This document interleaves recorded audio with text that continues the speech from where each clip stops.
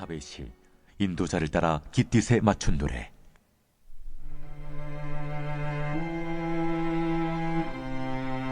우리의 능력이 되시는 하나님을 향하여 기쁘게 노래하며 야곱의 하나님을 향하여 즐거이 소리칠지어다. 실을 읊으며 소구를 치고 아름다운 수금의 비파를 아우를지어다. 초하루와 보름과 우리의 명절에 나팔을 불지어다. 이는 이스라엘의 율례요 야곱의 하나님의 규례로다.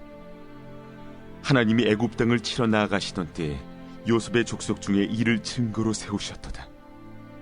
거기서 내가 알지 못하던 말씀을 들었나니 이르시되 내가 그의 어깨에서 짐을 벗기고 그의 손에서 광주리를 놓게 하였도다. 내가 고난 중에 부르짖음에 내가 너를 건졌고 우레소리의 은밀한 곳에서 내게 응답하며 무리바 물가에서 너를 시험하였도다. 내 백성이여 들으라. 내가 내게 증언하리라. 이스라엘이여 내게 듣기를 원하노라. 너희 중에 다른 신을 두지 말며 이방 신에게 절하지 말지어다. 나는 너를 애굽 땅에서 인도하여 낸 여호와 내 하나님이니 내 입을 크게 열라 내가 채우리라 하였으나 내 백성이 내 소리를 듣지 아니하며 이스라엘이 나를 원하지 아니하였도다. 그러므로 내가 그의 마음을 완악한 대로 버려두어 그의 임의대로 행하게 하였도다. 내 백성아 내 말을 들으라. 이스라엘아 내 도를 따르라. 그리하면 내가 속히 그들의 원수를 누르고 내 손을 돌려 그들의 대적들을 치리니 여호와를 미워하는 자는 그에게 복종하는 채할지라도 그들의 시내는 영원히 계속되리라. 또 내가 기름진 밀을 그들에게 먹이며 반석에서 나오는 꿀로 너를 만족하게 하리라 하셨도다. 할렐루야. 자, 오늘은 시편 81편입니다. 명절 때에 부를 찬송입니다. 매월 초마다 나팔을 불어서 그달의 시작을 알게 하는 일이 있습니다. 이스라엘의 한 관습이지요. 특별히 유대력 제7월 초에는 나팔을 크게 부는 나팔절이 있습니다.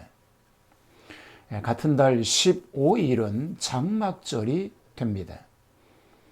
5절에서는 6월절을 배경하였다고 하면 적어도 이 본편에서 나팔절, 장막절, 6월절 등의 명절을 말하고 있는 것입니다.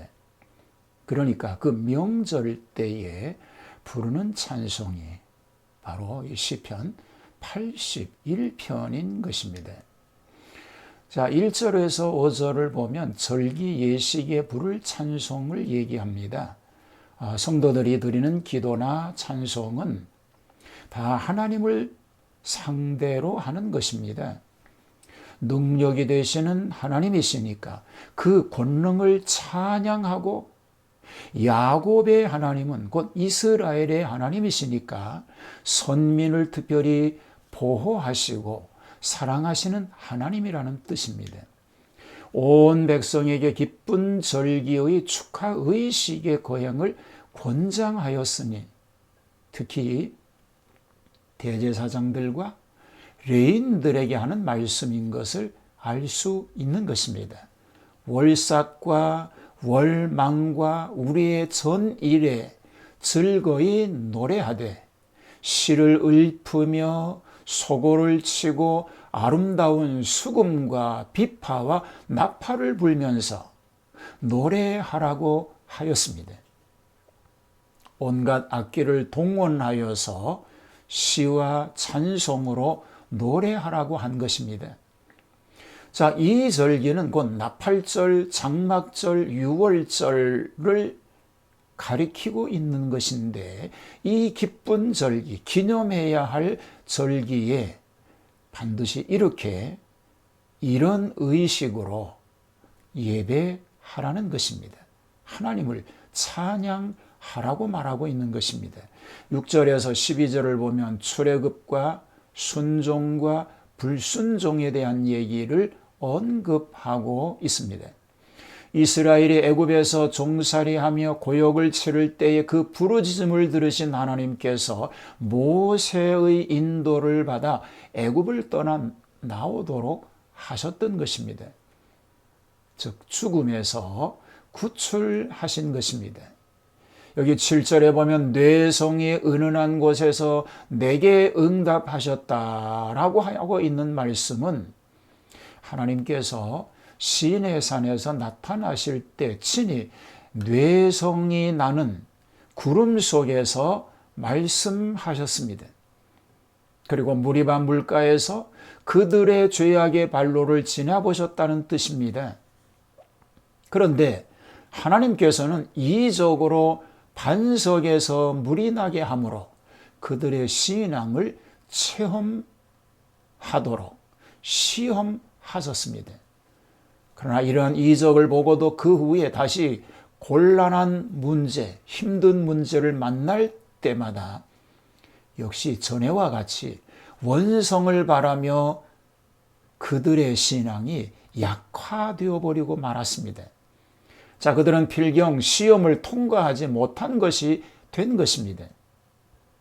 8절에 내 백성이여 들으라 내가 내게 증거하리라 이스라엘이여 내게 듣기를 원하노라 라고 말하고 있습니다. 그래서 하나님의 백성이라면 하나님의 말씀을 들음이 그 목적입니다. 그들은 듣지 않았습니다. 오히려 다른 신을 곧 이방신에게 절하며 섬기는 데까지 이르게 되고 말았던 것입니다. 다른 신을 섬기는 죄는 하나님 앞에 가장 큰 죄가 되는 것입니다.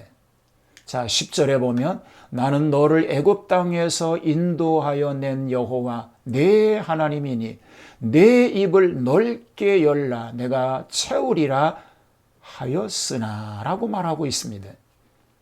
입을 넓게 열면 채우시겠다고 하신 말씀의 뜻은 은혜와 구원을 갈망하라는 뜻입니다.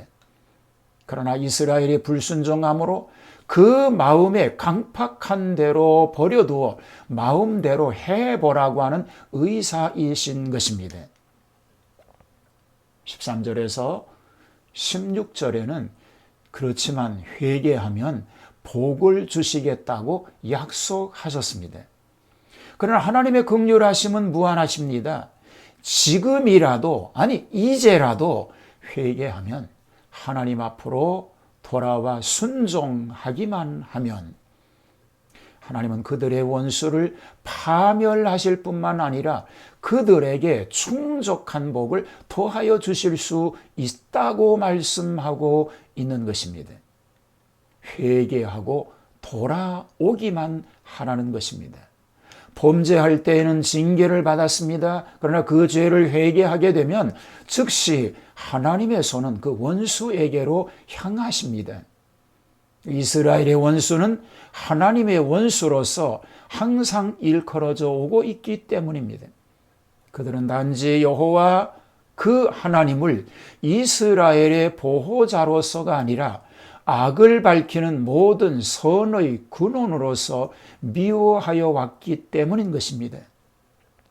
그래서 이스라엘이 범죄하여 힘들고 어렵 상황을 자초하게 될 때 이방인들을 끌어들여서 힘들게 하였던 것입니다. 그렇지만 회개하고 돌아오기만 하면 그들을 벌하고 이스라엘을 구원하시고 복을 주시겠다고 말씀하고 있는 것입니다. 자, 16절에 보면 미래의 아름다운 것과 반석에서 나오는 꿀을 얘기합니다. 그래서 물질적 복을 뜻하고 있는 표현이지요. 종교적 복의 뒤를 뒤따라오는 것이 있는데 그것이 물질적 복이라고 하는 것을 얘기합니다.